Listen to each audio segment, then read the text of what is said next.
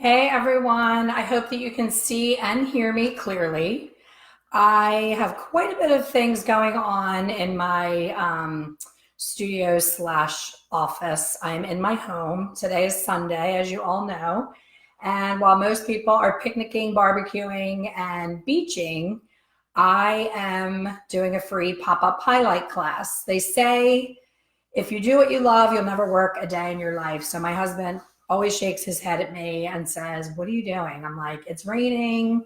I don't feel like, feeling sorry for myself that I can't go to the beach.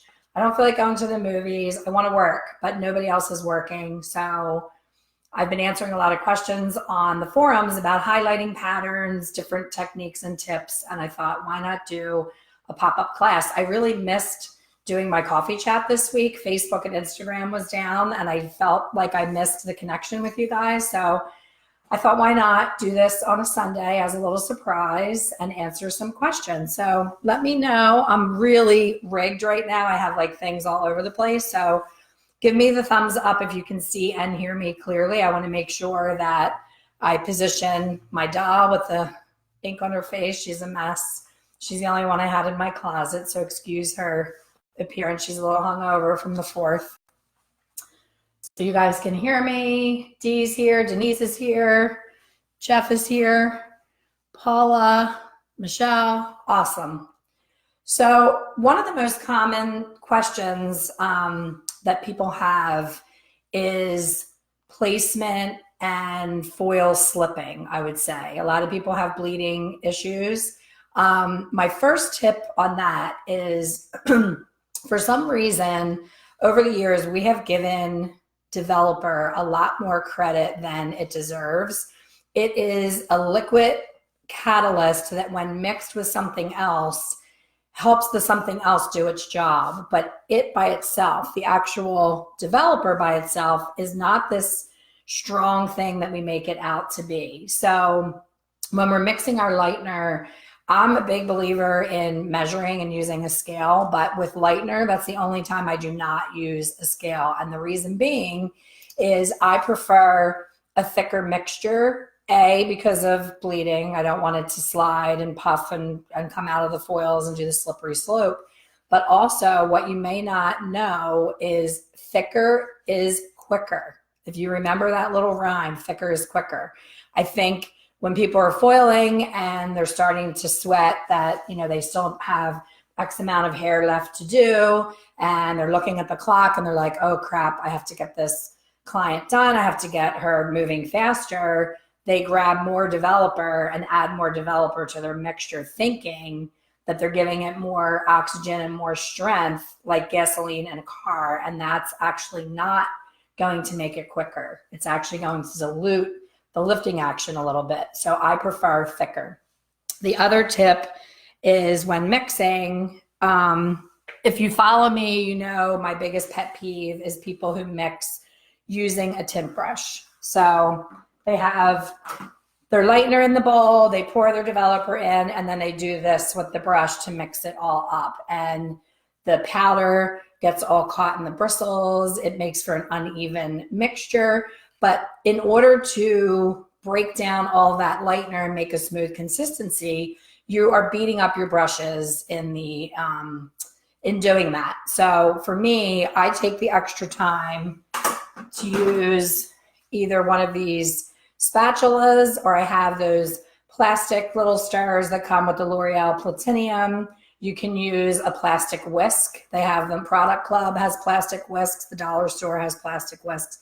They recommend that you don't mix lightener with metal. So they discourage you using a metal whisk. I've never had anything bad happen using a spoon or a metal whisk, but just to be safe, I use these spatulas. So this is a Gigundo Brand X 20 volume developer. When I work on mannequins, I don't want to use my expensive, awesome products because she's not going to care.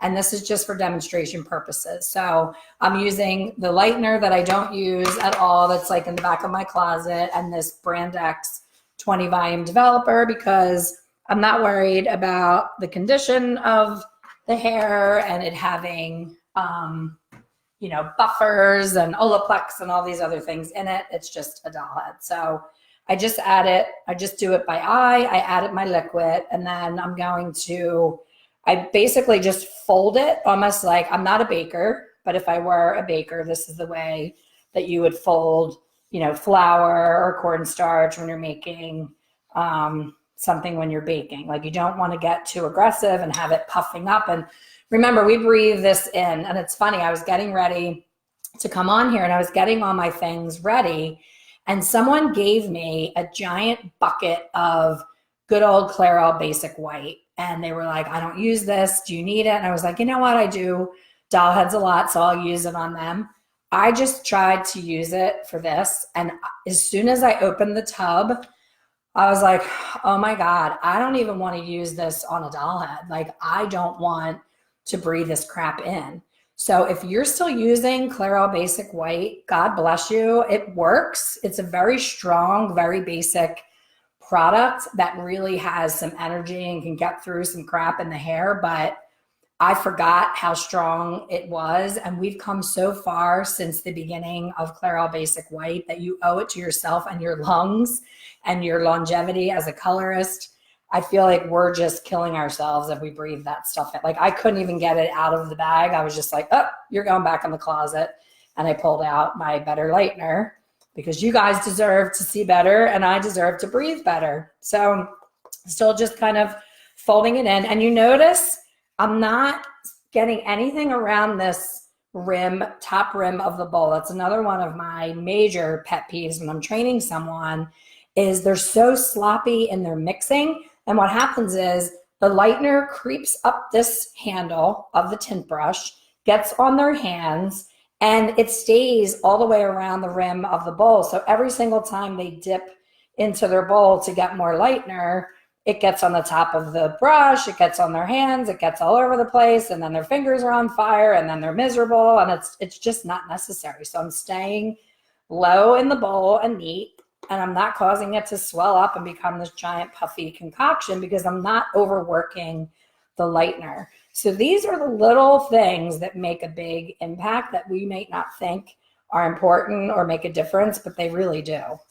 So I'm all mixed up. I have no lumps. And then instead of doing one of these where I smear it on the side of the bowl, which everyone does, I take this and I place it right in my sink. Now, I'm not near a sink, so I'm just going to place it onto a foil and get it out of my way. And then my nice, clean rose gold applicator brush doesn't have a single frayed edge because I don't use it to mix my lightener or my tints. So that is the key to having a beautiful, looks like brand new, and it's been through quite a lot, brush. Get rid of this.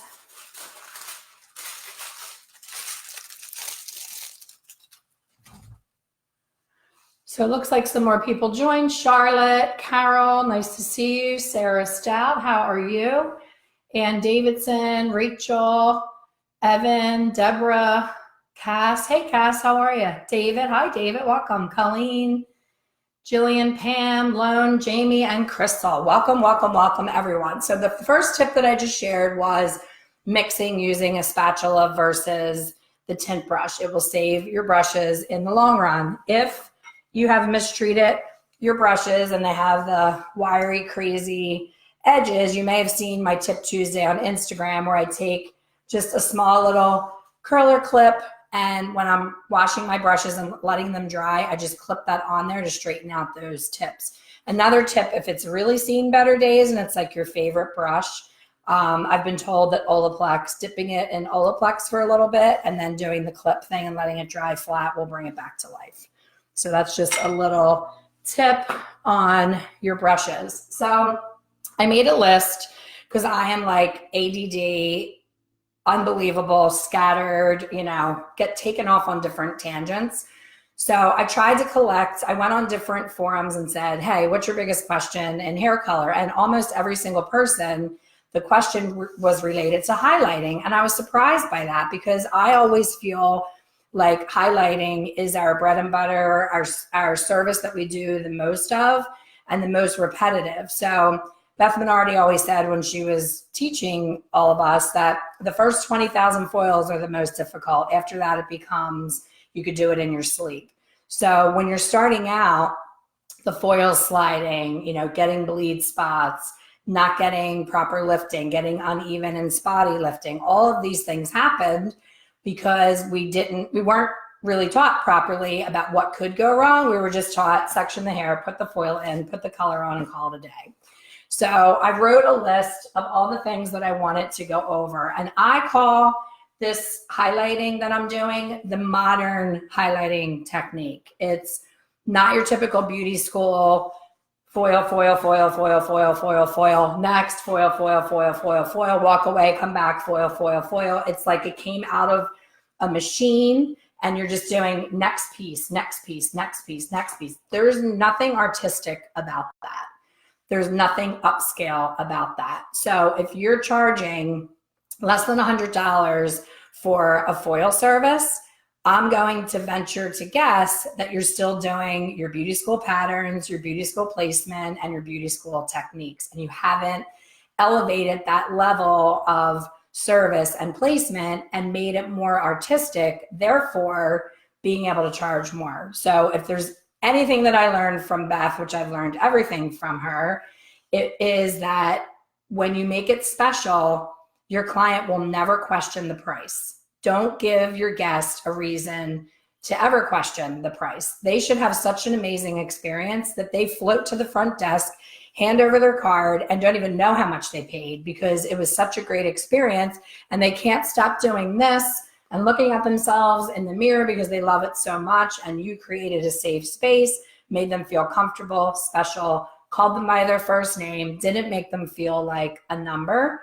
and you took the time to step back and look at the hair and say, where do I need my next piece? That was the biggest aha moment for me in learning foiling from Beth, is that she'll be going through and the camera, you know, she has much more sophisticated equipment at her shows, but the camera would zoom in and she would be in the back of the hair and she would say, you know, she'd be in this section and she'd say, okay, what do I need right there? And she'd step back and be like, I'm going to put a piece of strawberry in there. Like she would just add something else that she wasn't doing throughout the whole head in a certain spot that needed that certain something. So instead of mixing up one big vat of bleach with, you know, 40 volume rocket fuel, make it a strong batch and put, I know salons that are in Beverly Hills that charge enormous high prices that they mix up literally a bucket of lightener and 30 volume in the morning, and they just keep scooping out the amount that they need for a client and keep using it throughout the day. That completely makes me uncomfortable because A, it's oxidizing and weakening as the day goes on. So you're not getting the same strength at 2 p.m. that you got at 9 a.m. And you don't know what the strength is that you're being left with because you don't know what other factors are happening. Is it under an air conditioning vent? Is there other heat source nearby? Is somebody blow drying nearby? Like there's so many things that can go wrong for. Yes, you can use lightener that is in your bowl on your next client.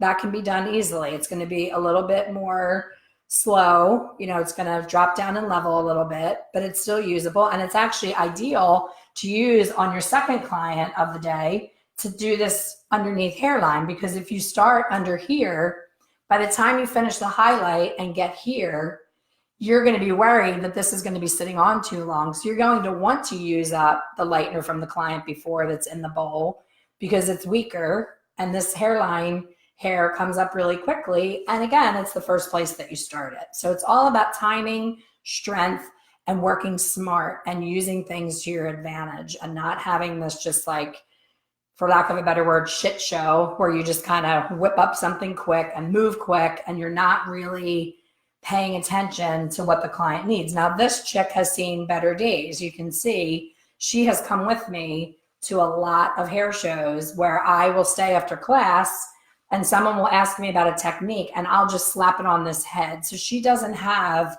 on purpose, modern, beautiful couture highlighting. She has been the victim of every example I've ever had to do being all in one head. But if I were to do her, if this were my client and she sits in my chair, I would step back and look at her eye color and her skin color, and I would say, okay, she has all her lightness going on at the bottom, which is very on trend, but does that look good with her eye and skin color? And is it flattering her? Like, does this rudiness flatter her? Or is it bringing attention to maybe like me, like a strong chin line that you don't want to bring attention to? If all your lightness is down here and this is a flaw that you don't want to bring attention to, then you don't want all your lightness down here. You want to draw the eye up here and you want to glaze this down a little bit. So it's about taking that extra step and making things special and making them on purpose. So you'll often hear me when I'm either doing a coffee chat or if I teach at a class, I say, use your placement on purpose. Don't just slap in a foil, you know, here, right in the middle of the part, just because it was the next piece that you had to foil. Like when you section the hair, be mindful of where she wears her part. Make sure that you section that little piece off so that you know that this is the part, and you don't want her to have to, you know, when she parts her hair, say, oh, there's a dark spot right in the center where my part was. That's you not paying attention to where that was going to fall. I've had, let me see, place it with purpose. As far as the actual pieces and patterns of the highlight, a lot of people struggle with hairlines. And the trick for hairline is, number one, you want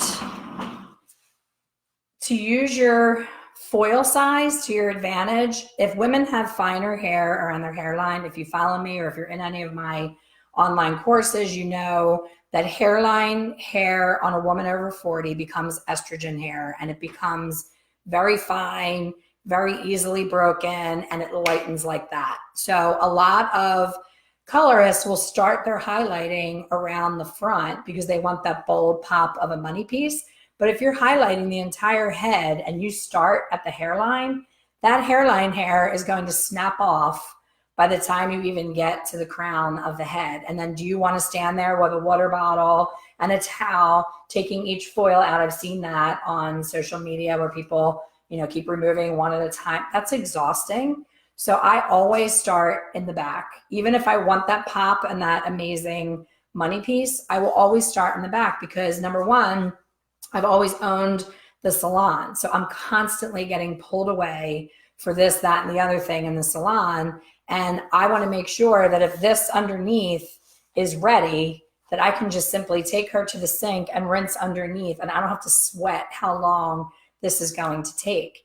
I tried to flip-flop it because I had seen so many people doing it. I was like, you know what? I don't know everything. Maybe they are smarter than me and I'm missing something. So I was doing my daughter's girlfriend, who she always wants the front to be lighter and brighter, and it was a little bit of a corrective situation. And I was so stressed.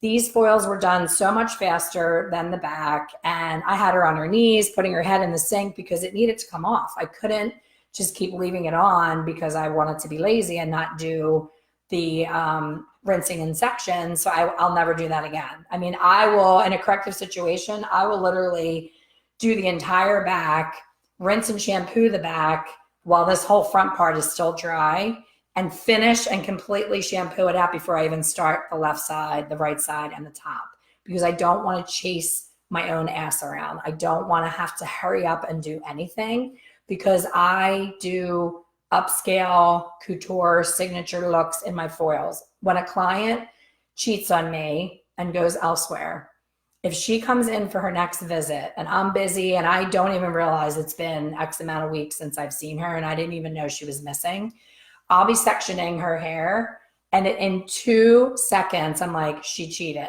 So then I go over to my computer and I pull up her last visit, and sure enough, she has gone somewhere in between. And I don't shame her for it. I'm proud that I can notice where my hair is and where my foils are because I see hard lines in the hair. And I'm like, either I was having a really bad day that day or she cheated, because there's never a hard line in any of my foils because I was taught to always keep everything angular and never horizontal. Like you never want to, and I know we were all taught this in beauty school, is, you know, section the hair, and on the sides, this area here, you just keep going across horizontally, next, next, next. What do you think is going to happen? She's going to have line, line, line across her temple area, where if you go on an angle, first of all, highlights from God would never hit the hair this way. It would hit this way. So the way that you place the foil and where you pick up your sections makes all the difference. A vertical highlight is going to be a much bolder piece. You're going to see it a lot more than these little horizontal ones. Horizontal ones are going to be like a fall over top, but they're going to get all blended in if the person has thick hair. If you go vertically and hug the hairline, you're going to get a lot more coverage and it's going to look a lot more natural.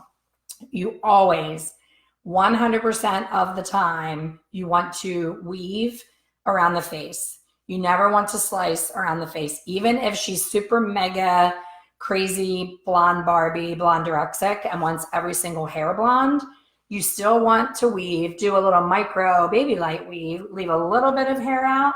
And then when they're at the sink, if you want it all light, take your lightener, mix it super thick with 40 volume, and literally paint it almost on the face. I'm going to do a demo of that one of these days separately.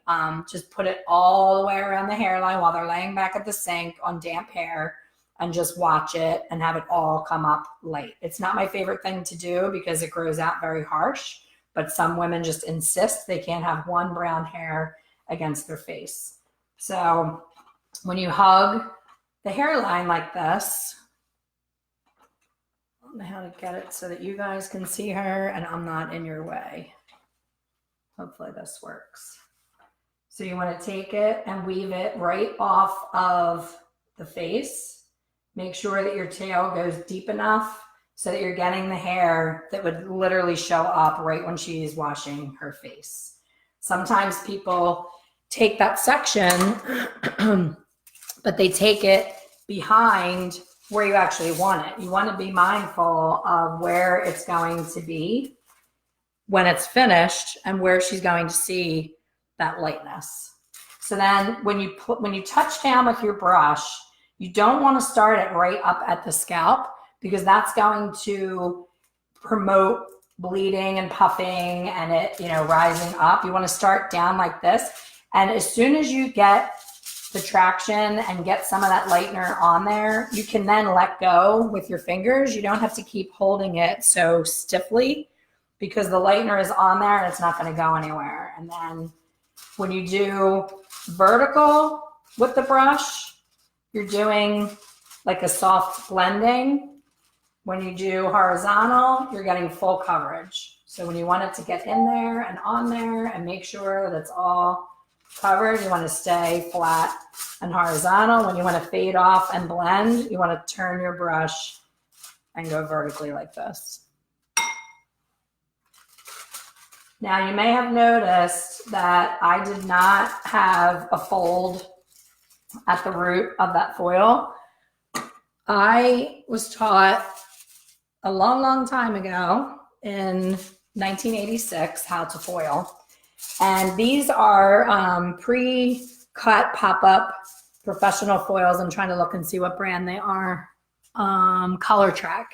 They come with a little lip already in here for the over-the-comb folders. I don't use that. This is just a personal opinion. I'm not saying that folding over the foil is wrong. People that I love and respect, Beth included, do this with their foils. They fold it all the way down here when they're doing it.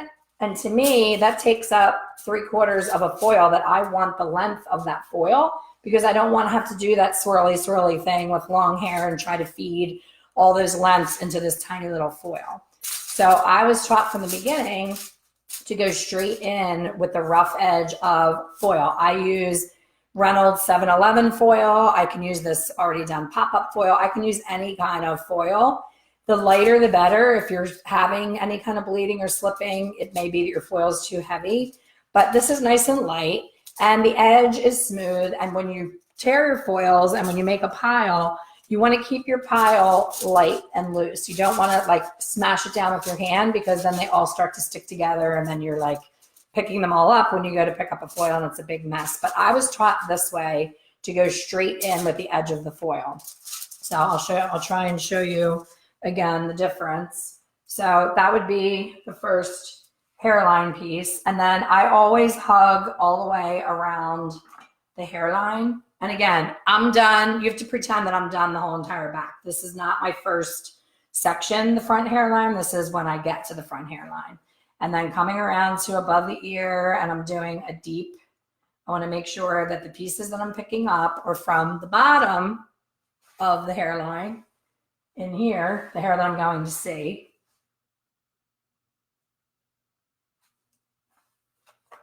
And you want to make sure that you're not weaving so deeply that the foil cannot sit properly, where if you go too deep with your foils, you'll have these like thick check mark areas.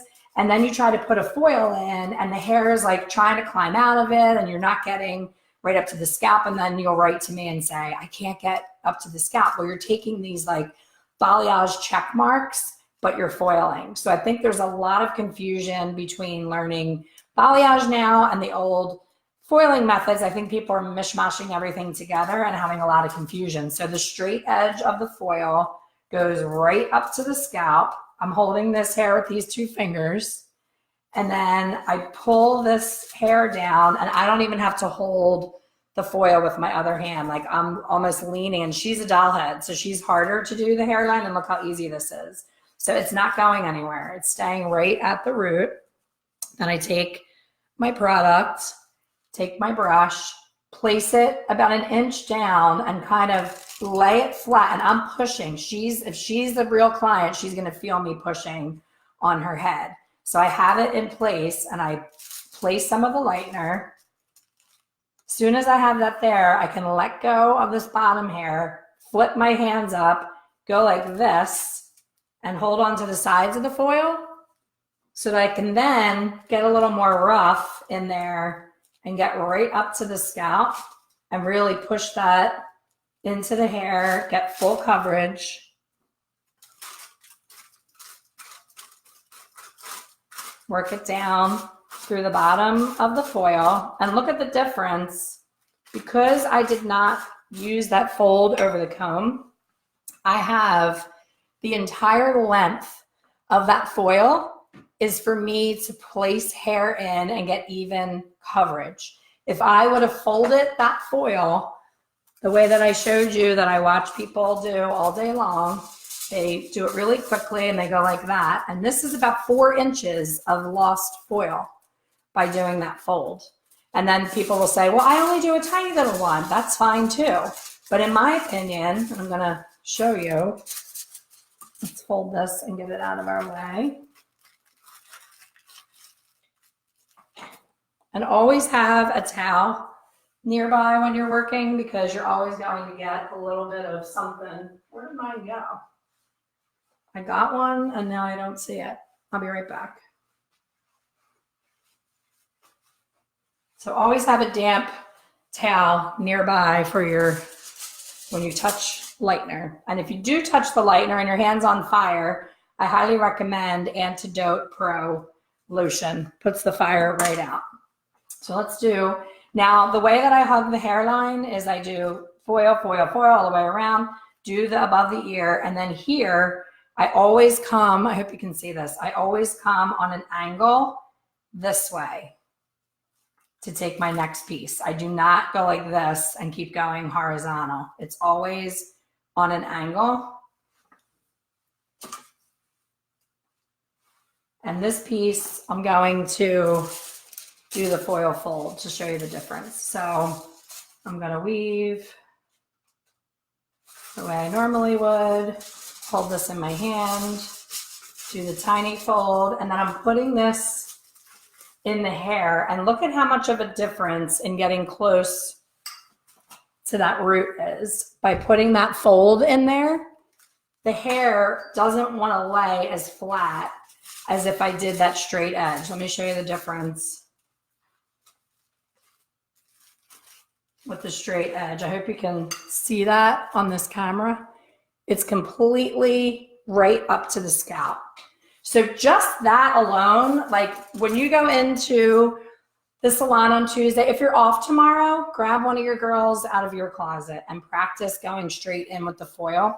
Just that alone, I promise you, will shave at least 15 minutes off of your highlighting time. I see a lot of people that are frustrated with timing. They're like, it takes me forever to foil. And I was just training the girl that replaced me in the salon, and she had come from another salon and she was busy, and you know, she was happy with everything the way that she was doing it. And when she was foiling, this may look familiar to some of you too, and I'm not making fun of anybody. It's just habits that we've grown into, and we just accept that they are what they are. So she would take a slice. Of course, it wasn't on an angle. It was horizontal, so we broke her of that. Big slice of hair, then weave out of that slice. So that's an extra unnecessary step. Then pick up the foil, put it in her hand, take the comb, put it here, fold it over, bring it around, put it underneath, struggle with it, keep trying to force it to get tight, put her comb down, take her brush. She would start all the way up here and then be flustered that it was puffing up, and then try to pull it down. Like there was a lot of little things. And when she talked, she would stop. She'd be talking to a client. She'd be like, oh my gosh, yeah, blah, blah, blah, blah, blah. And I'm like, stopping when you talk. If you can't work and talk, don't talk. Clients' biggest commodity today is their time. They are more worried about their time than your story. So if you can't talk and work at the same time, then just have a little bit of chit chat in the beginning and then say to your guest, I get really easily distracted when I chit chat during your service. I don't want to keep you here longer than you need to be, so I'm going to be quiet while I get going on your hair. And they usually will pick up a magazine and be very grateful for it. So let me see, check in and see if there's any questions. I have my mouse rigged over here. Hopefully I can scroll. Here we go.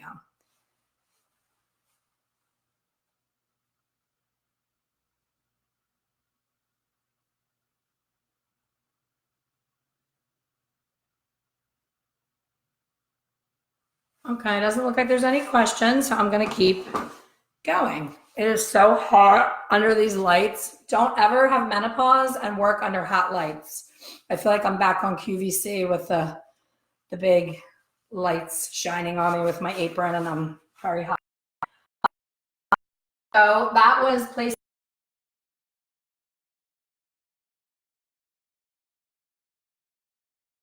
tour highlighting. I think that with the new entry of all these platinum cards and all these women that want to be so pale blonde and have so much of it, I think that a lot of people have gotten into this routine of highlight the hair to within an inch of its life, don't leave hardly any of the natural out.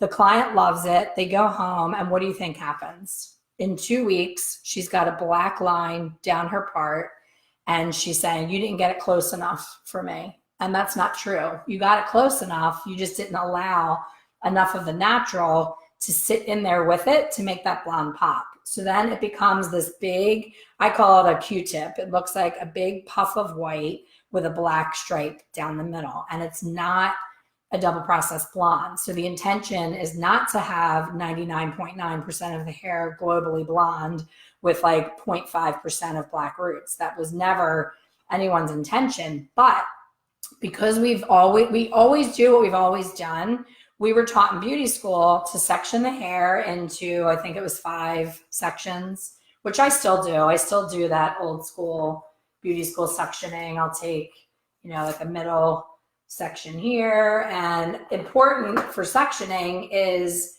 don't make your job harder by taking a section this way wider than can fit in the center of a foil. Let me explain that. So if you go in haphazardly and you just start to section the hair just to get it out of your way, I've seen people do like middle of the eyebrow on the right, middle of the eyebrow. I can't see her brows. Yeah, she needs some extensions.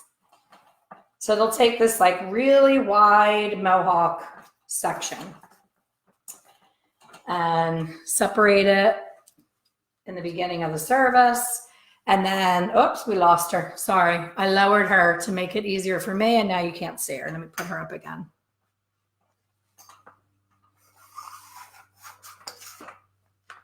There she is. She's back. So this mohawk section is very wide this way.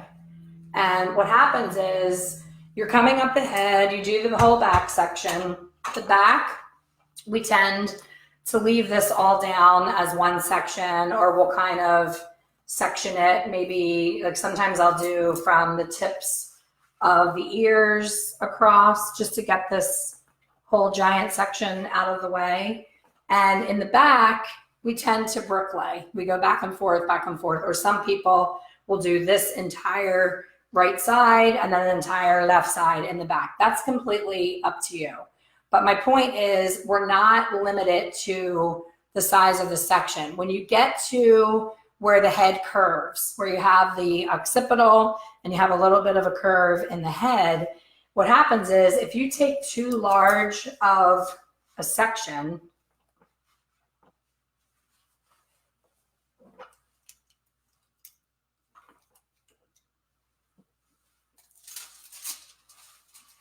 you see the size, how thin this foil is this way.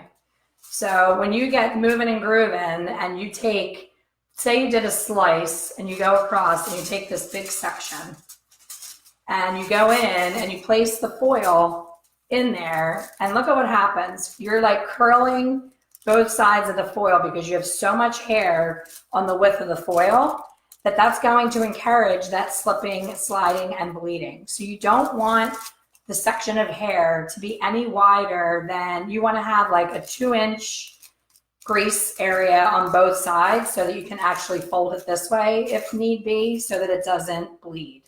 And then when you're going across the curve of the head, a lot of times people will be, going through robotically, and then the next piece ends up being on the curve.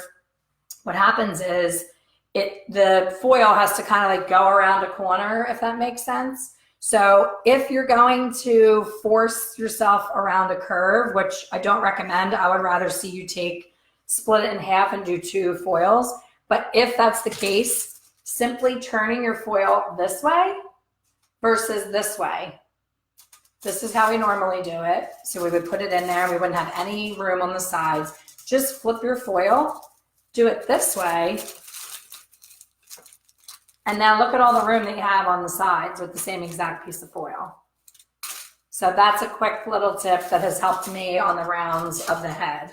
But overall, I would rather see you look ahead and make your section more narrow as you go through the head so you don't have to flip the foil around and do that. Something that I started doing recently, I was always a back of the head. This is still my pattern. Anyone who assists for me knows when they're rinsing the highlight that I do back of the head, left side, right side, then mohawk. And if you are in my membership, you know that I always talk about my friend Ian McCabe. I hope you guys can hear me okay because my microphone's all the way over here. Ian is, in my opinion,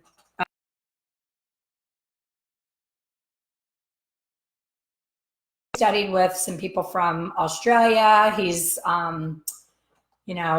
Tracy Cunningham, he's studied with a bunch, and he picks up all these little things that he shares with me that are awesome. So I always did my mohawk straight back in the center because I was always afraid that if I didn't, it was going to part in a certain way and I would have a black hole. But the way that Ian showed me how to do it has really saved me from doing too many foils and from worrying about where that hair falls. So what you do instead is when you're sectioning the hair, pretend this entire back is done. So she's all wrapped up in the back. And then when you get to the front, you want to do your first three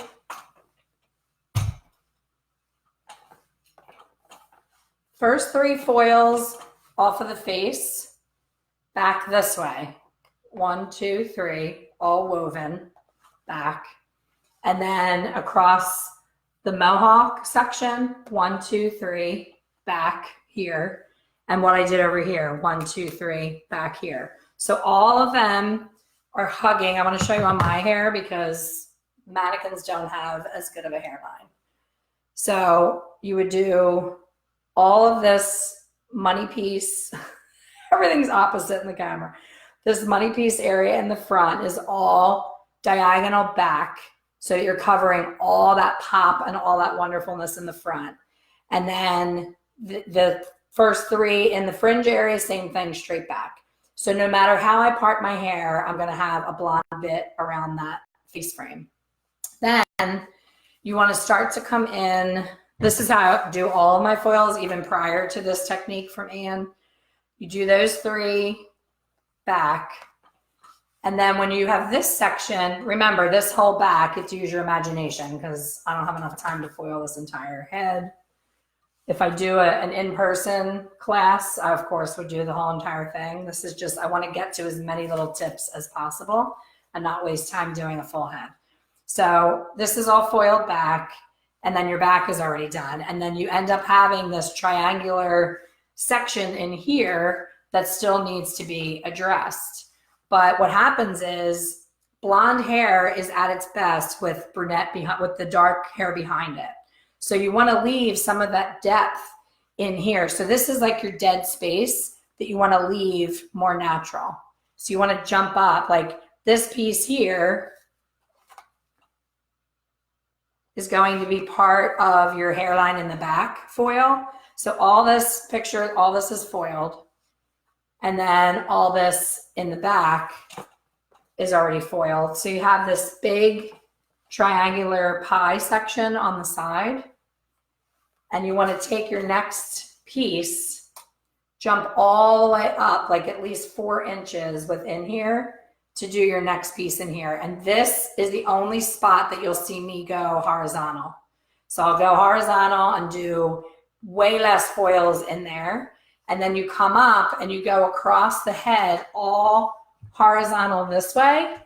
And you need so much less foil to get all of this hair covered because you're going horizontal this way. It's crazy. Like I never thought that I would love it as much as I do. But the key is leaving that hair in between, having that natural hair behind it as a cushion to make the blonde pop.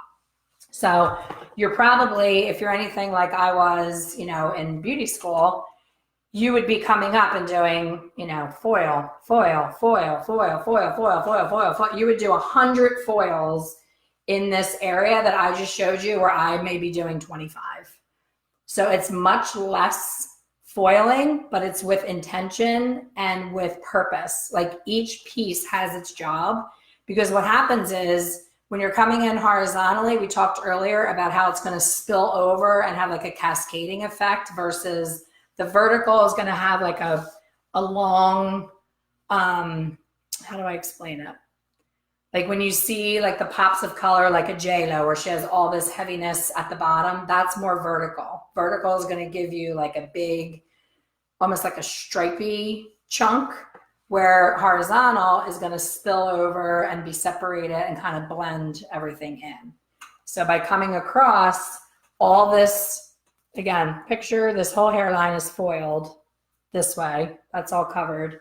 And then this whole top on both sides of the part is just horizontal, horizontal, horizontal with hair in between. I hope that makes sense.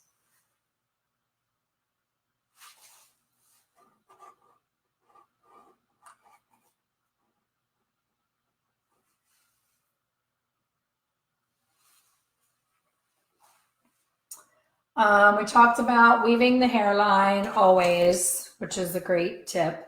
The other thing I wanted to talk about is breaking out of your habit of using the same pattern the entire head.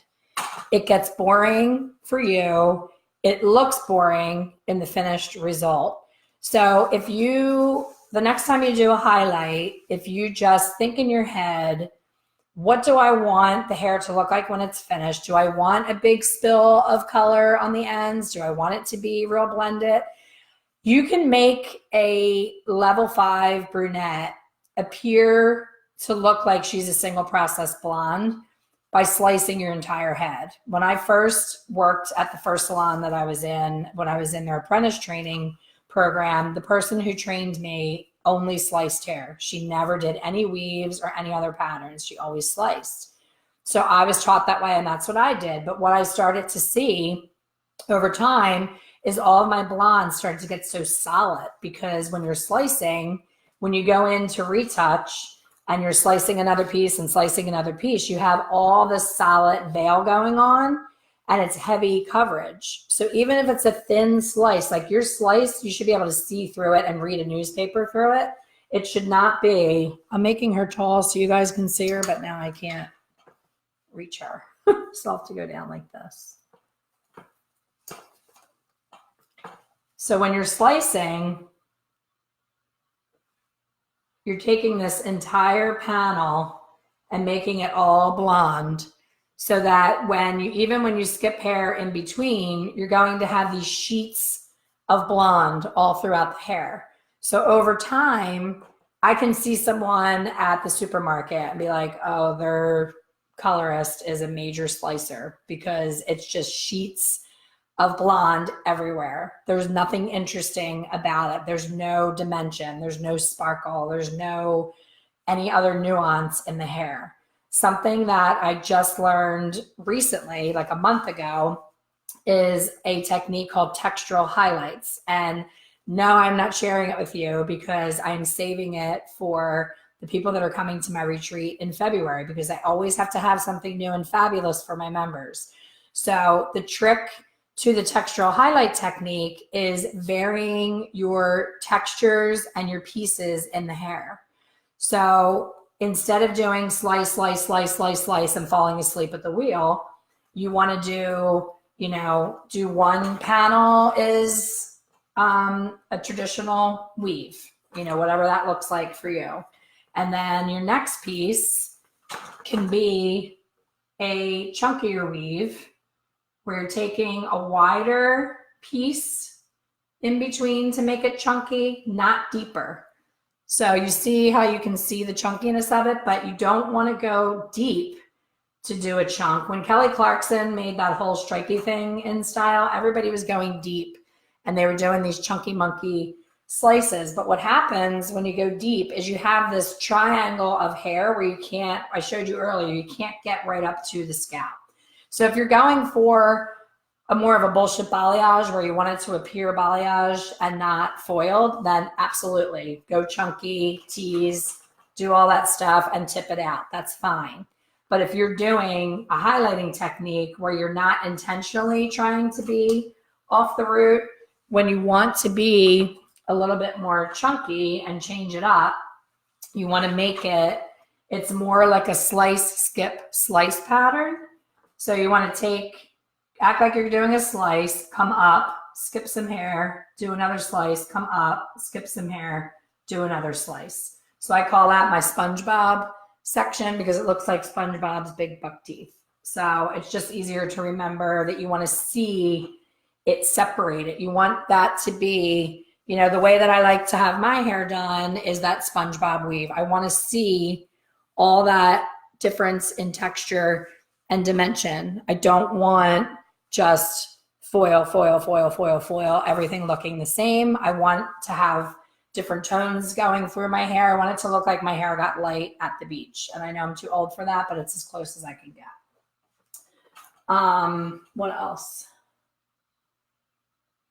Stop relying on your toners and your glazes. I'm seeing this a lot.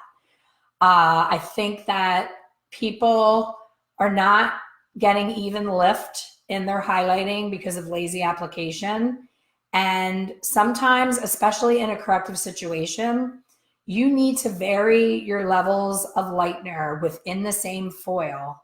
And not only should you vary the lightener, but you need to then, what happens is people are like, I know, they'll write in and they'll say, oh my gosh, I got this uneven lift. It's like great at the regrowth and okay at the mids. And then the ends are like, orange, red. It didn't lift at all because it might have been oversaturation of a darker tone.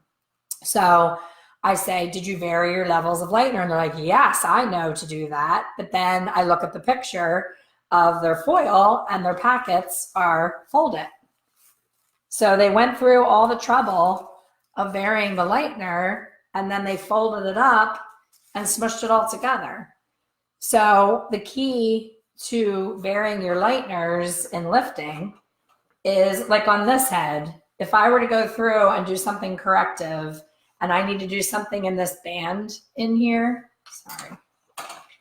the band in the middle, if I want to do something where it just needs to be bumped up a little bit, I don't want to have the same strength. At this hair is fully keratinized, brand new hair coming out of the head. You have the heat of the body, especially me with my hot lights and my menopause.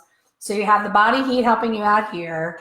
And then you have this stubborn, weird band here. And then you have these really pale, fragile ends. So if I'm a lazy colorist, I'm going to just, grab that hair, put it in the foil, I'm working with basic lightener with 20 volume. I'm going to put that from roots all the way through to the ends, call it a day. Why would I bother doing anything else? I'm lazy, lazy, lazy. This is the way I was taught in beauty school, blah, blah, blah. Talking, chewing my gum, talking about what I'm going to have for lunch, not paying attention. Then I do this and I smush it all up and fold it into this tiny little pocket. And then what do you think happens? I go, I take a bite of my lunch, I come back, I open up the foil and it's beautiful at the root, okay at the mid, and melt it on the ends in this case because she was already light on the ends. Or if it's reversed and she has the darker ends, she's a box color level 3 that wants to get rid of all that box color, this area from here down is going to have color over and over and over again, have a buildup of color, and it's not going to budge. So in that case, you want to do your 20 volume at the regrowth, 30 volume in that band, and then 40 volume on the ends. But the trick is then when you're going through all that trouble to vary those levels, I'm not doing that. I can't even do it horizontal when I'm doing a quick demonstration. It's just against my religion. I have to go on an angle.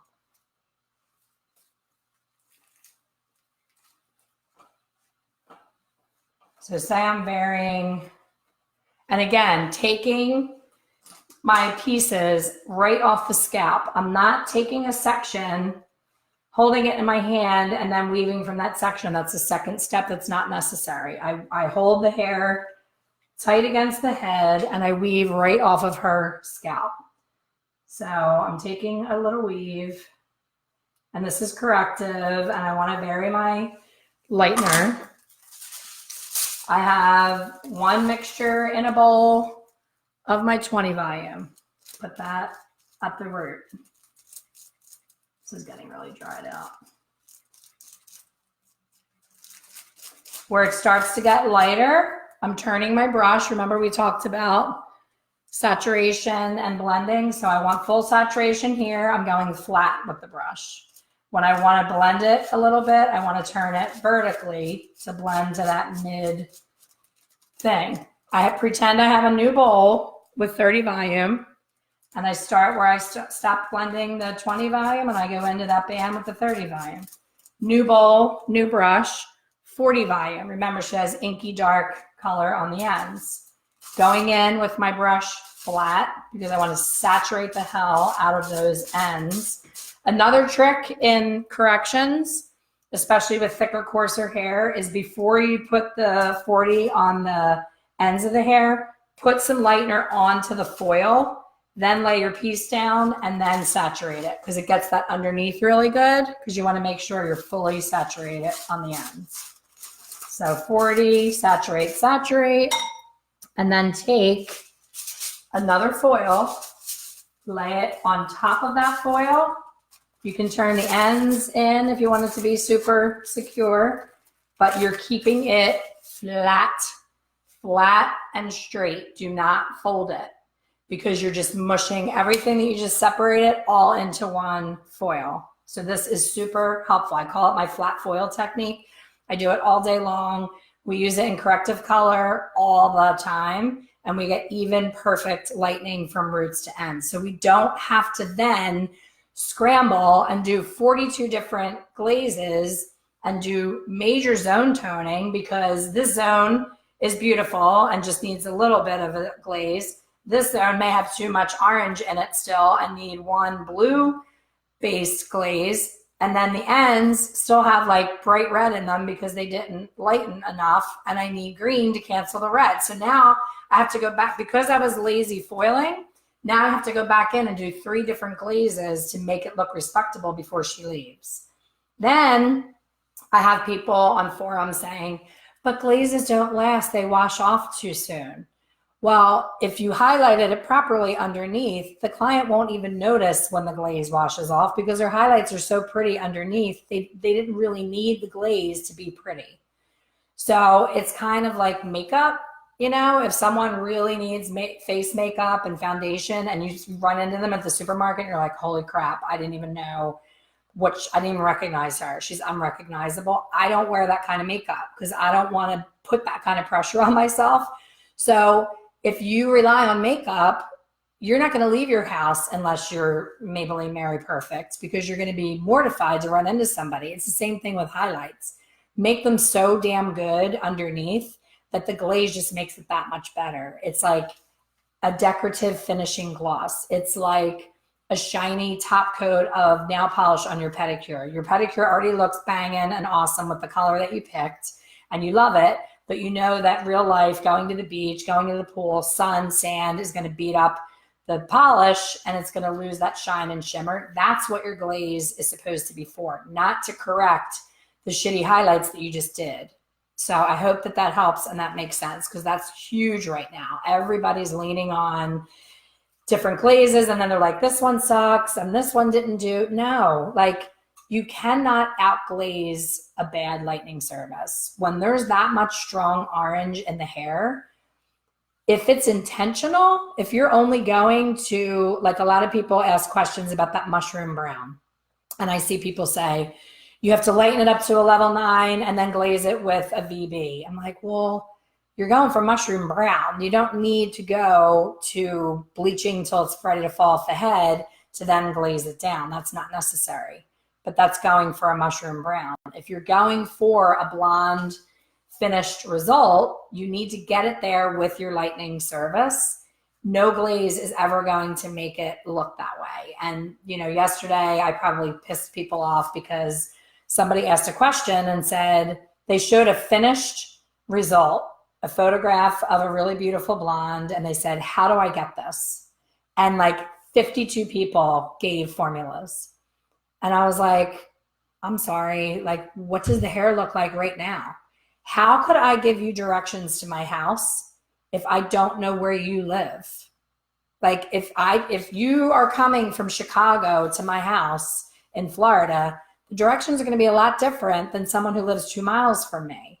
So people are not getting that these formulas are not magic pills. It's not like, you know, one size fits all, like 9V, 9N, and 9T.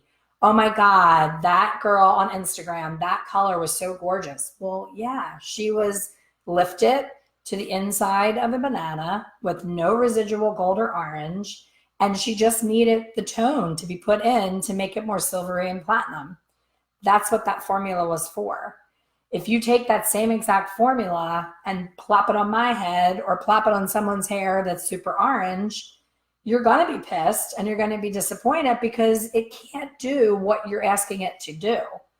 You're asking it to be what it's not. It's like putting, you know, double D boobs into an A cup bra. Like you're not going to look the same in that bra if you have double D boobs and you're trying to smash it into an A cup. Like it's not a recipe. It's not a do this and this works. You have to know where you're coming from. It's not a blank sheet of paper.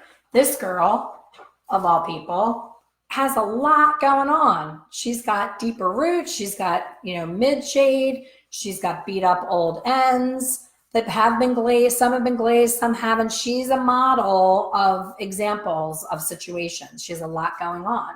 So if I put that magic Instagram formula of 9T, 9V, and 9N in Redken shades on her hair, it's not going to look like the girl that was in the Instagram picture, because she has a lot of leftover orangey tones in here that are not going to glaze well. And you have to remember, you need to glaze at or below the level that the hair is lightened to.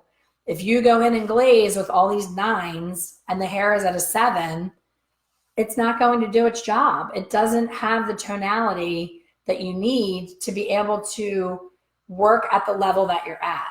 So if it's a level 8 you're trying to correct, you need to use an 8 or even a 7 to be able to get that correction. And that's a huge thing right now that's going on in the industry, is people are leaning on these glazes to correct issues that should have been better corrected before the glazing step. The glazing is like the icing on the cake afterward. The cake better be damn good without the icing, or you're in trouble, because as soon as that glaze washes off, then you're going to have the guests come back in and you're going to be like, oh, that's been happening. I don't know what that company's doing. That glaze just isn't lasting anymore. No, it didn't last because it never did the job it was supposed to do. You may get temporary to your eye results. You might think you blasted that orange on the first shot using all level 9s on a 7. You take them to the sink, you're washing it out. You're like, oh my gosh, this is great. It looks so beigey. It looks like I really knocked that orange out.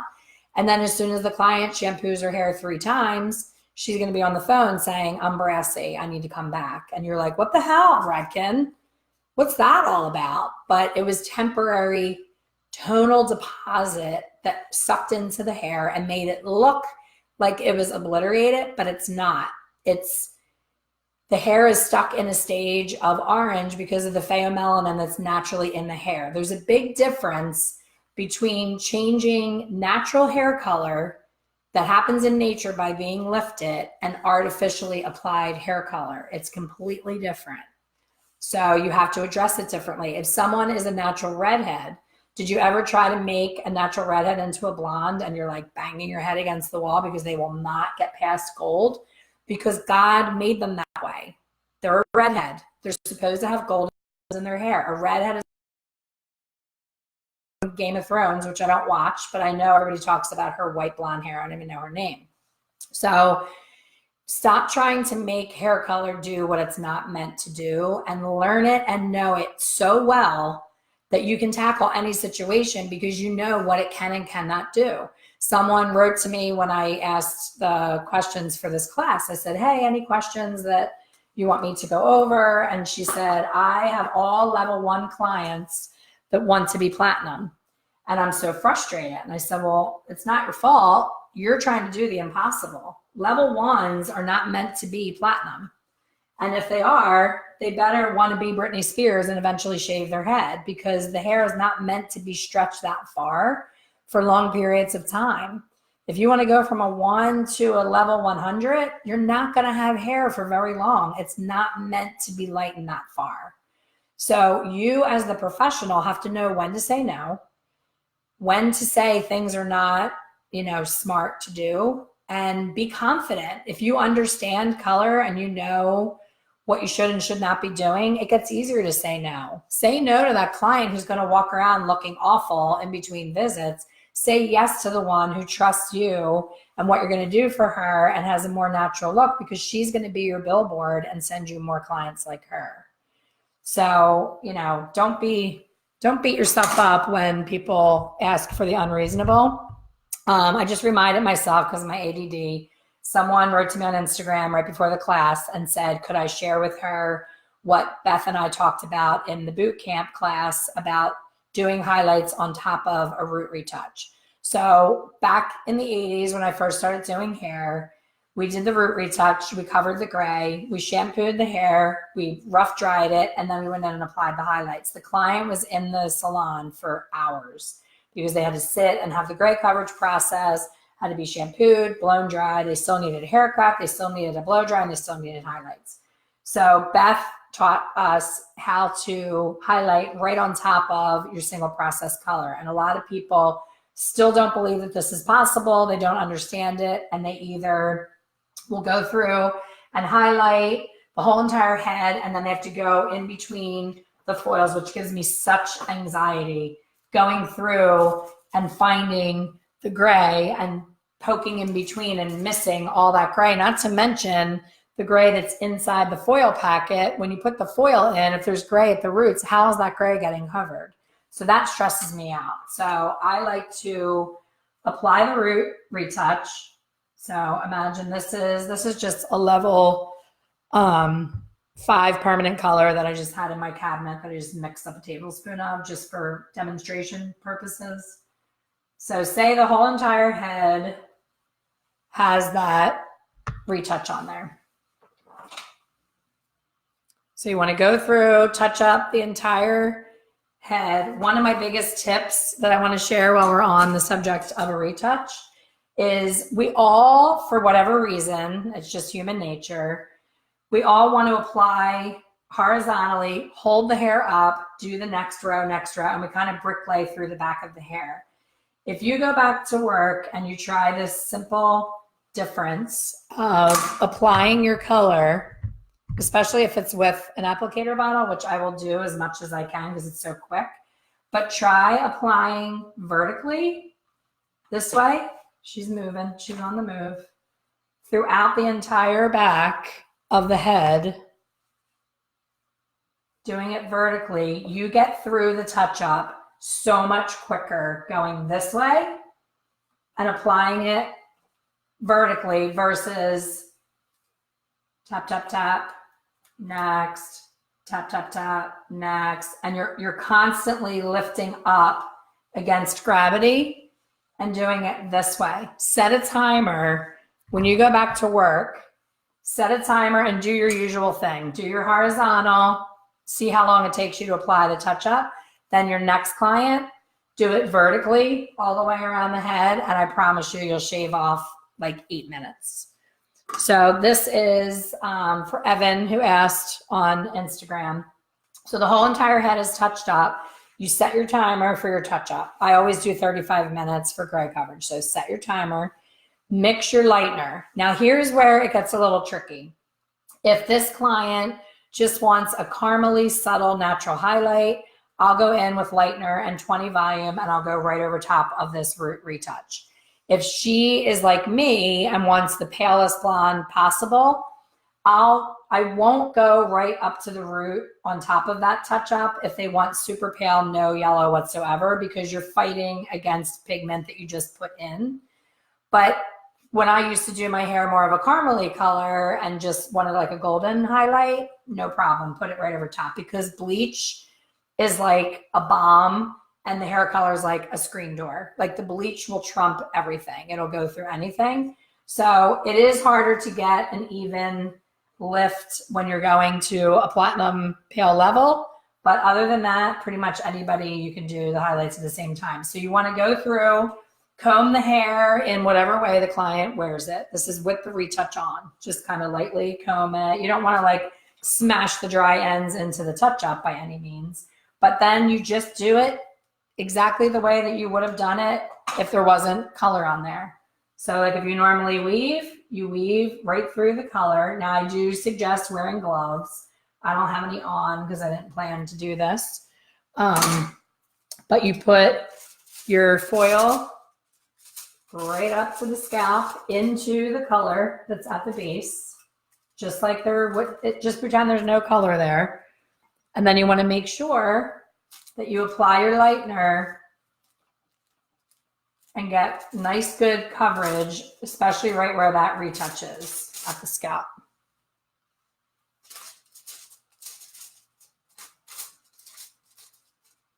And chances are, if you do this on a regular basis, the ends of the hair are already going to be light, and it's going to be the root area that you're working on anyway.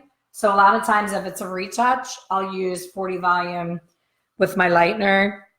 And that's really usually the only time that I go up in volume with a lightener is when I'm eating through a permanent color retouch that's physically on there. Does that make sense? Not a retouch that was formally done, a retouch that's physically in the hair wet processing. And I just go right up and then just fold my foil and it's business as usual. So it's exactly the same as I would do it if the hair was dry and had no retouch on it. Evan, I hope that helps. What happens is with a touch-up, if the client needs a little bit of extra time for that highlight to fully process, you can leave the retouch on longer and not hurt anything. But if you take it off and the highlights aren't done, then clearly you're gonna get an RNG result that the client's not gonna like. So if you open up your last foil that you did and it's not light enough because you went over top of a retouch, then just leave the touch up on longer until the highlights are complete. And you can also take something that I've done recently. I never put a client under a heated dryer with single process color on scalp ever. It's dangerous, don't do it. So if I'm highlighting like this, doing a retouch at the same time as a foil, and my foil isn't quite where I want it to be, I'll take a, just ruined my pretty manicure not wearing gloves, that was dumb. If they're not quite where I want them to be, I'll pop a diffuser on top of a blow dryer and just go across the foil, keep, you know, about 6 inches between the diffuser and the foil, and just keep moving it around where you're not popping them under a full hooded dryer where you're pushing the color into their bloodstream. That's a whole other class. You're just heating up the actual foil and then open it up and peek and be like, okay, now it looks better. Sometimes it just needs that one extra minute and that little extra pop of heat to get it over the edge.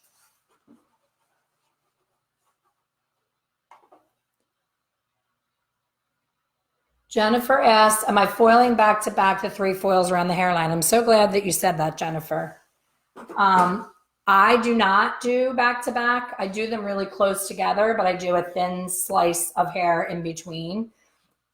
Pardon me. If you want a super bold, chunky piece, it's fine to do back to back. It just depends on your preference and your client's preference. I like to always leave a little bit of hair in between just for grow out purposes, because 3 foils back to back is going to be that bold Kelly Clarkson stripey look, and I like a softer look. So you can for sure do back to back. Can you share how to do that top horizontal while still making sure there is enough at their part? Mary Alice asked about the part in the horizontal. That's all completely, that's why I call it couture hair color, because it's completely customized to the individual client, where they wear their part, how heavy they want the hair. But simply by going vertically instead of horizontally back, the way that the hair lays, it just becomes this like waterfall effect. So a lot of times I'll do both sides of the mohawk section and take the foils right up against each other to have like a really bold piece at the part. So that's individual preference. Once you try it, you'll understand.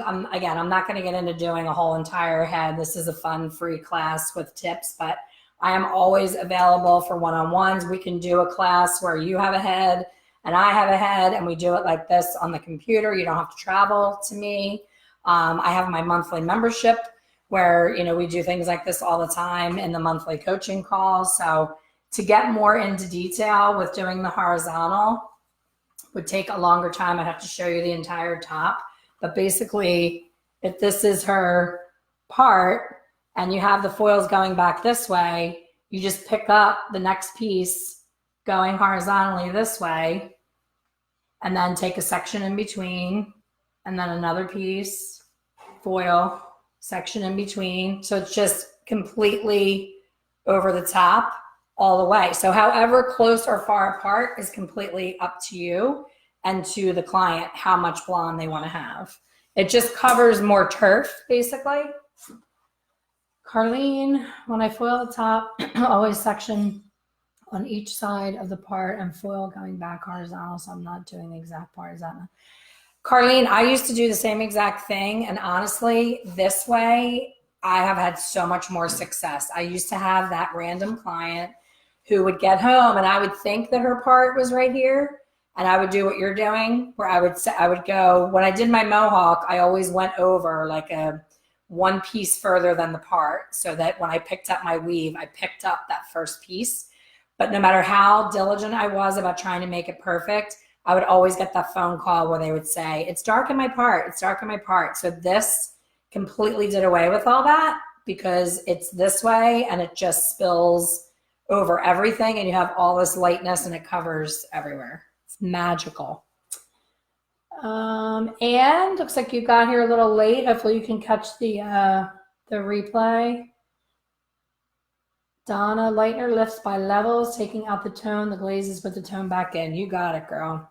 Donna is amazing. She is a very passionate cosmetology teacher. So we're trying to connect to help out her kids and give them some advanced education and get them started. All these changes in cosmetology with the amount of hours, they just keep shortening the hours, and they're trying to take away licensing. And it's hard enough to understand all of this chemistry and all there is to know when we have all the hours. So it's craziness.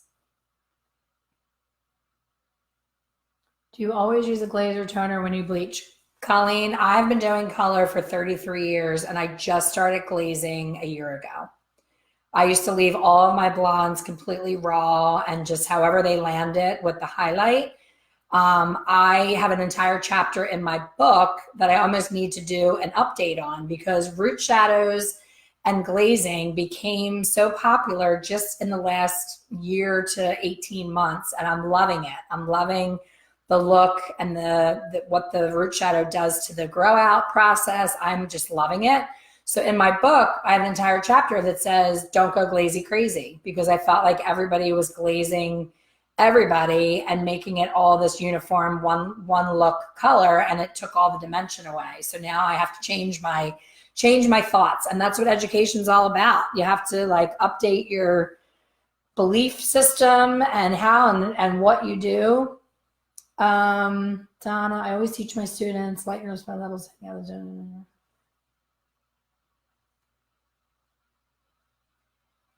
Maddie Vincent, when do I do the top part? Part it off in a horseshoe, leaving out the hairline, use diagonal partings, going in on a circle around the head. Oh, girl, you're making my eyes cross. Kim, so true, totally got through. My mom's thick, gory vertical sections. Awesome, Kim. Kim is in our Secrets of a Successful Colorist, six-figure colorist. Donna says, yes, bleach eats through everything. Evan, thank you. Maddie, that's how I do my retouch and highlight. Good. How would you do a full color and foil at the same time, not just a retouch? I wouldn't. If I was going to, you're saying like, Anne, you're saying like a client's coming in for the first time and needs the whole entire head colored first and then highlighted, I would absolutely do that separately. I wouldn't try to eat through it. That would be a mess. No, don't do that. Maisie, do you ever use heat lamps or Climazon? You've been to my salon, Maisie. I have the roller ball, and I used to use it all the time until I found out that heat encourages warmth. I never knew that. I always thought that heat was better and that heat was going to get you there faster, better, paler, and it's not true. Heat encourages speed, and speed encourages underlying warmth. So now I do everything room temperature, and if I need a little bit of heat, I shared with you the using the diffuser on the blow dryer, because I can actually hold it exactly where I need it. Yes, the Climazon and the rollerball moves around the head, but it keeps moving around the head and it's hitting spots again and again that I may not want to hit.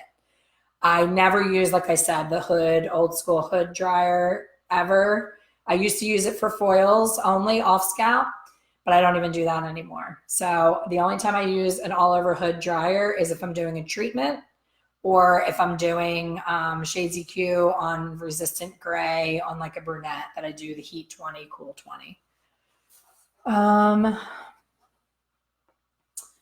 I go through and do it like a root touch up, then my foils, and as I lay a foil, I color that in between. Oh, so you're saying you do it each thing. I've seen that, and I mad props to you for having that kind of patience. That's just too much work for me. I'd rather put the entire touch up on, highlight over top of it, and be able to walk away. But it's a good technique, what you're doing. It's just a lot of work. I think the root touch up would have to stay on long if I did that first before foiling. Carlene, if you did that, why do you think it would have to stay on longer?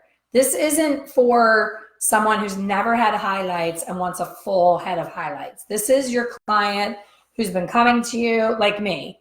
I've been getting highlights my whole life. I get gray coverage, and sometimes I just need a couple more highlights in the part area or a couple around my face. It's not for an entire head of highlights, an entire touch up. Does that make sense? That you would do separately. Mary Alice. Oh, Philly Phoenix girl. Phoenixville girl. Carlene, thanks. Mark, can't wait to watch replay.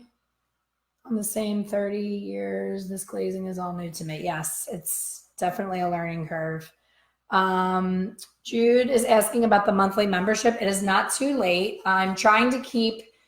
I'm going to cap it at a certain number because I want to be able to give everybody my full attention. So I am going to be not advertising it soon anymore. I'm going to not pay attention to growing the number because I want our monthly one-on-ones to be very one-on-one. You know, the group coaching calls, I want people to be able to get their turn in asking a question.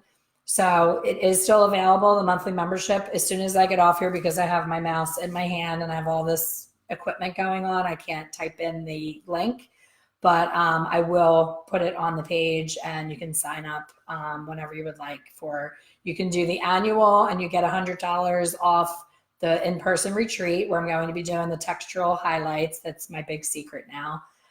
The retreat is going to be here in February in sunny Clearwater, Florida.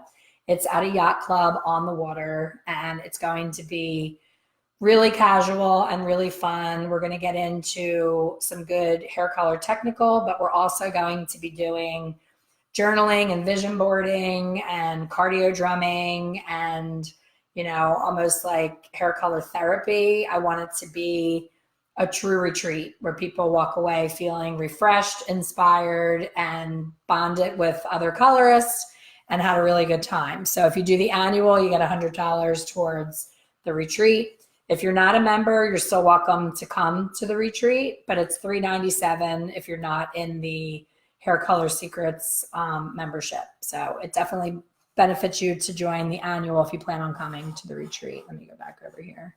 My mouse is all over the place.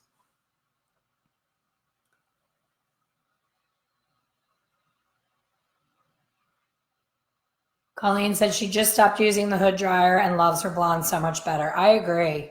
I have not had the issue with all the gold and orange as much. Dee said, I've noticed everyone is suggesting adding it to their blondes. Is that true? Dee, what is it? What are you adding?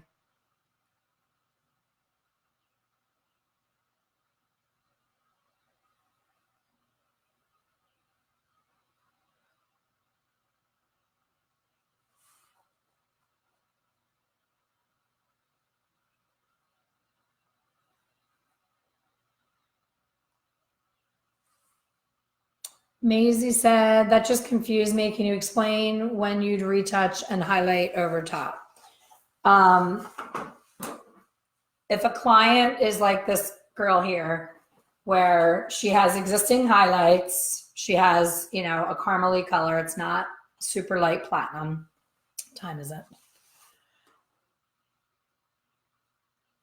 2:30. She's not super platinum, snap off Barbie hair. She just wants a lighter highlight than what her root color is.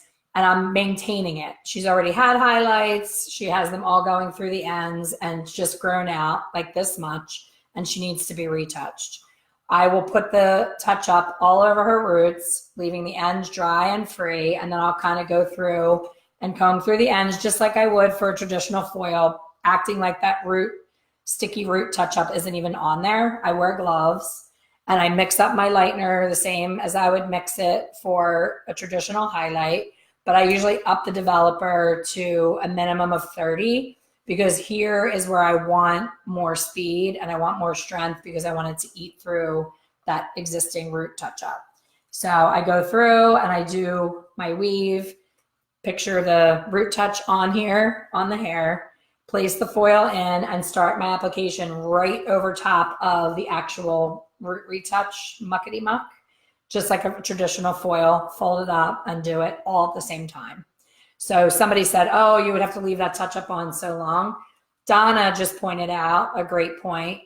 Hair color, when it's depositing for gray coverage, it stops working after 45 minutes. You could leave hair color on for 4 hours and it's not going to do anything more after that 45 minutes. So if you take longer to get those foils in, it's still going to be less time for you and that guest to let it sit on a little bit longer until your foils are done processing, then to place the touch up on, set the timer for 35 minutes, go do another client, shampoo that client, dry their hair, then go through and highlight them, shampoo them again, blow dry them again. You're still winning on time when you do it at the same time versus doing it all separately like that. Does that make sense?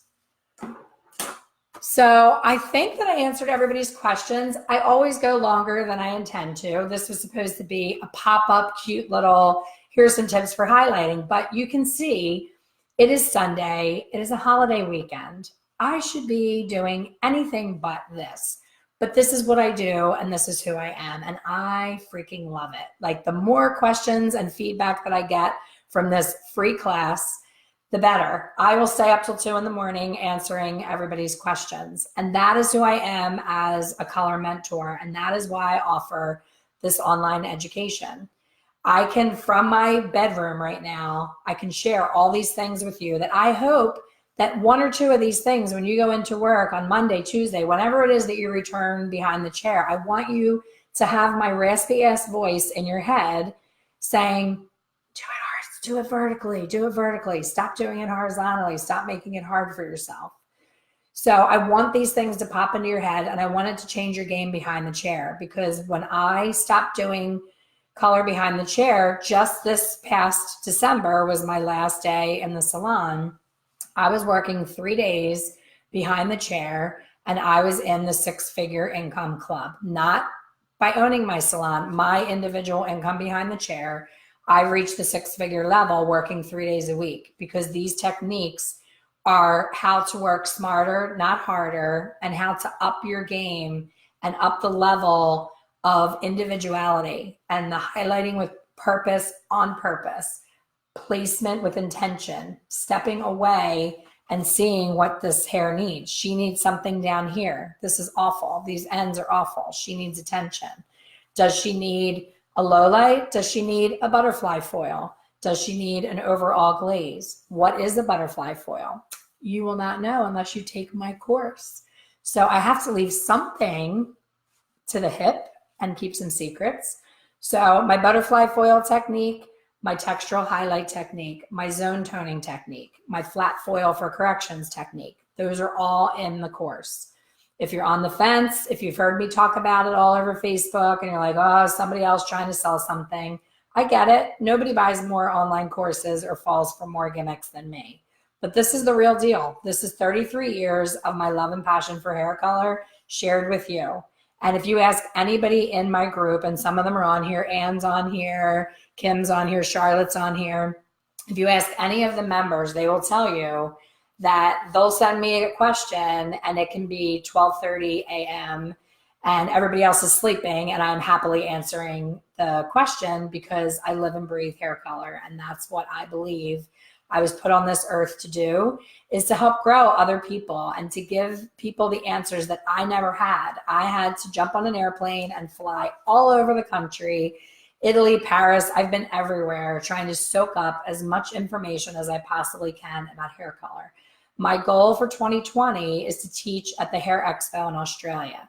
I want to bring my phone and I want to be your eyes and ears at the Australian Hair Expo. I want to walk around and be like, hey, this is what they're doing in Australia. And then 2021, I may be in Ireland at their hair show, and I want to show you what they're doing in Ireland, or London Expo. I want to bring all the information because I love it so much and I love sharing it so much. Some people are deathly afraid to fly, and the last thing they want to do is be on a 24-hour flight to Australia. I love that. That's what excites me, is bringing you everything that I'm seeking out and sharing it with you simply from wherever you are right now. You may be on a beach chair on the beach. You might be at a barbecue. You might be watching TV and kind of watching me on the side. We all have ADD. That's why we're great hairdressers. Wherever you are, you're getting this information, and you have not spent a dime on any travel. You know as well as I do that a bottle of Fiji water at Philly airport or Tampa airport is $5, and you have to buy it because you can't bring your water through security. So the flight, the water, the lunch, the dinner, the breakfast, the Uber, the hotel, the room service, the tip for the maid, I could go on and on. It costs me, every technique that I share with you costs me a minimum of $2,000 to $3,000, and you're getting it all for only $49 a month. You really can't beat it. It's really the price of your daily Starbucks habit. If you gave up a couple cups of Starbucks a month, you could have this membership at your disposal. It's all at your own pace. You don't have to show up at a certain time. Like, this video is going to live on my Facebook page, like my coffee chats do, where people can jump in at 1 a.m. when they have insomnia and watch the replay. They won't be able to ask questions the way that you guys could, but the information will be there. And that's the way the membership is. The only thing that I ask that you show up for live is our monthly coaching sessions. And again, if you ask the members that are in here in this class, that's where all the action happens. Like, I think the real jewel of the membership is the color coaching, because it's individual coaching. I'll share a picture and we'll go around to everybody and say, what would you do in this scenario? Like, we'll put this crazy girl in and say, she wants to go back to her natural. What would you do? And if there's 10 people on the call, all 10 people, including myself, have a different plan of attack. And there's no right or wrong answer. There's just different answers. And some protect the integrity of the hair better than others. And some, you're working too hard doing it, and it may be an easier way to do it. It's not right or wrong. It's just different. So thank you for joining me on this holiday weekend and being a nerd like me and loving education over mindless television. And I hope that you'll share this with your coworkers, anyone that you work with that may need an extra little inspiration on hair color. And please join me every Wednesday for Coffee and Colorful Conversation at 10 a.m. here on this page. Make sure that you like the page so that you get a notification that I'm going live 10 a.m. every Wednesday. And follow me on my Instagram. I am Lainey Cake, LAINEYCAKE. And every Tuesday I jump on and do a tip for hair color. I call it my Tip Tuesday, and it's just little tips that make your life a little bit easier. So thank you again for joining, and I hope you'll share this, and I hope to see you in the membership.